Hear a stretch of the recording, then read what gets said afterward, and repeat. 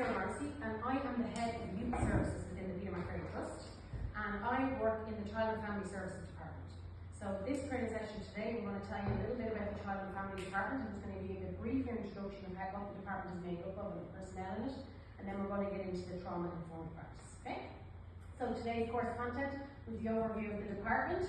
We have an awareness of the management team with responsibility, so just putting names to faces. I'm going to do the presentation. I have a couple of videos to show you which give you context to adverse childhood trauma and ACEs. I'm sure a number of you have experience of, through your college, of trauma and ACEs, and you've probably worked with someone who's experienced trauma, or you might be aware of it in your own lives as well. So I'm going to give you a little bit of information on the physical and the neurobiological effects of trauma and how that impacts our participants within the Peter McCurry Trust, and how we then support them across the organisation, across all the different departments. Then we're going to talk a little bit about trauma-informed care and how, as social care staff, so how you, in your roles within the organisation, can support an individual to heal from trauma. Feel free to ask me any questions as we're going about. We will have time at the end for questions and answers and evaluation. But if there is something within the videos or within my presentation that you feel you need to ask, please do. I love being interrupted. So the learning outcomes, what I want to achieve today is that you go out of this training with a little bit more awareness of trauma and why, when you're working with someone, they may present with particular behaviours. So why is a person within your service angry all the time, or withdrawn all the time, or quite aggressive, and you don't know how to engage them? So I'm hoping today that when you leave the training, you just have a little bit more of awareness of it and a little bit more understanding of the participants that we work with in the Peter McCurry Trust. And then the alternative forms of trauma. So when I first started my career in the Peter McCurry Trust, I really didn't know much about trauma. It's only in the last kind of 5 or 6 years that I've really invested in additional learning and research in it, and seen that there's so many different types of trauma. So I'm going to touch a little bit on that today. You'll have a wider understanding of the physical and mental impact caused by trauma, and then again, understanding how we can support an individual to heal from trauma. But then there's also a part at the end about us as social care workers and what we do to support ourselves in the role. Okay? So, getting into the Children's Residential, the Child and Family Services Department, the director is Tanya Blythe, and we have 3 kind of groups within that department. So the Children's Residential, we have Bridget Kilrain, she's the head of services. I'm the head of services for aftercare and learning centres, so that's the youth, the young people. And then Danielle Larkin has the responsibility of support services manager.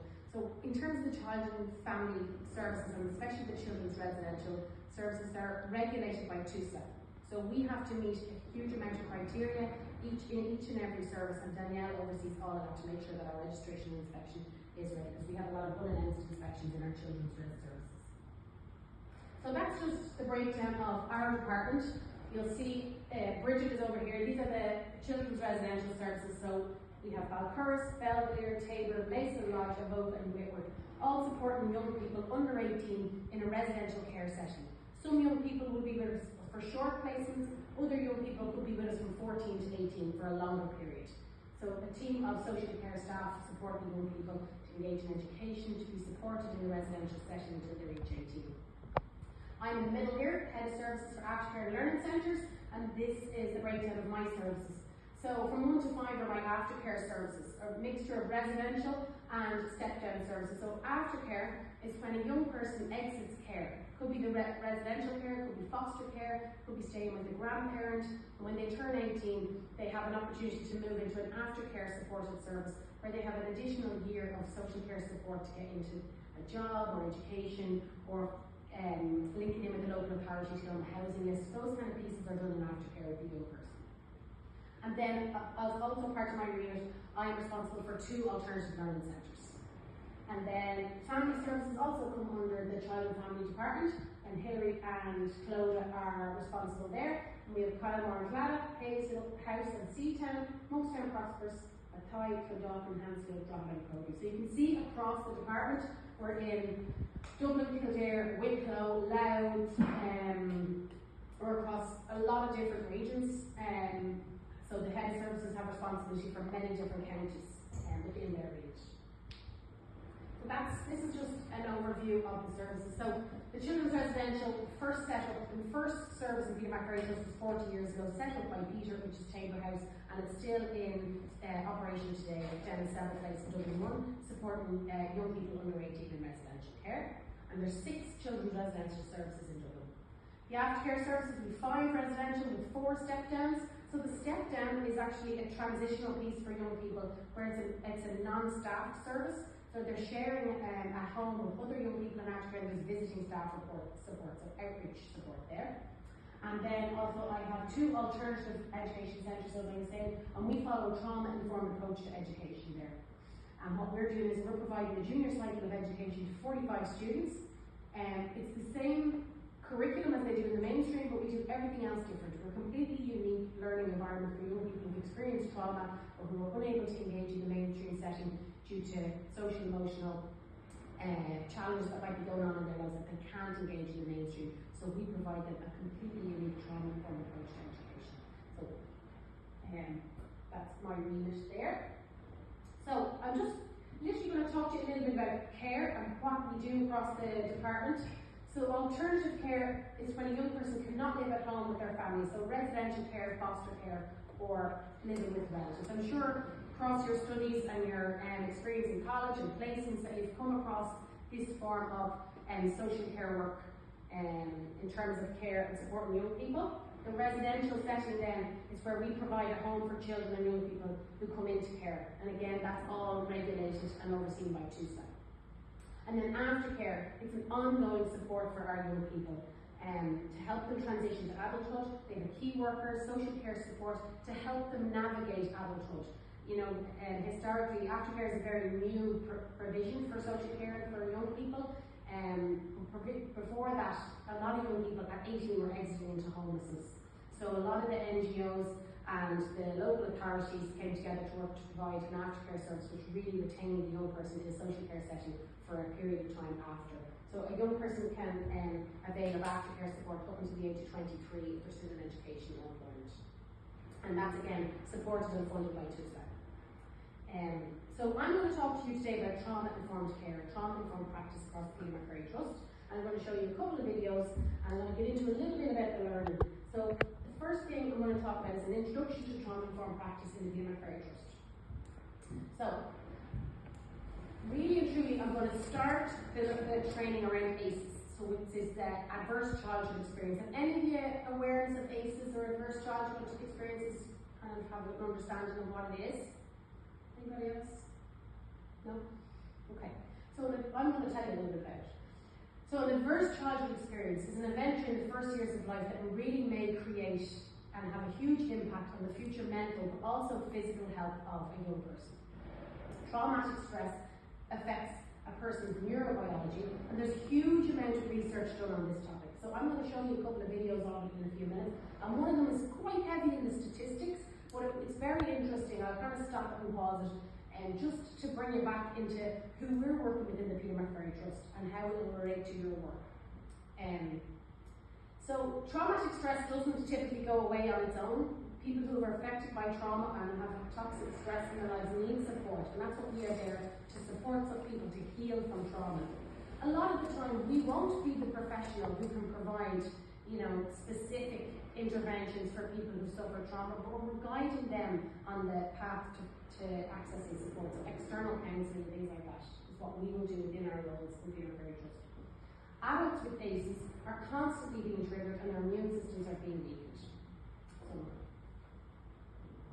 Coming into care, so I've talked a lot about my department, I work for the Child and Family Services. Coming into care alone is an adverse childhood experience for a young person. So most often, I would say a huge percentage, 99% of the children coming into care already have a high number of ACEs within their short lives. Coming into care then adds on to that.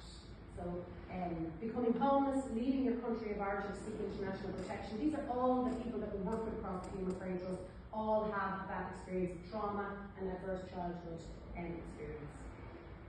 So what is an adverse childhood experience? Did a parent or guardian scream or yell or shout or hit you when you were younger? Did you witness domestic violence? Were you a victim of domestic violence? Was a parent in addiction, in homelessness, struggle with mental health? All of those examples I've just given you there are one score on an ACE record for a person. So they add and add and add, and the person could have up to 4 or 5 ACEs. within the time they reach teenage years.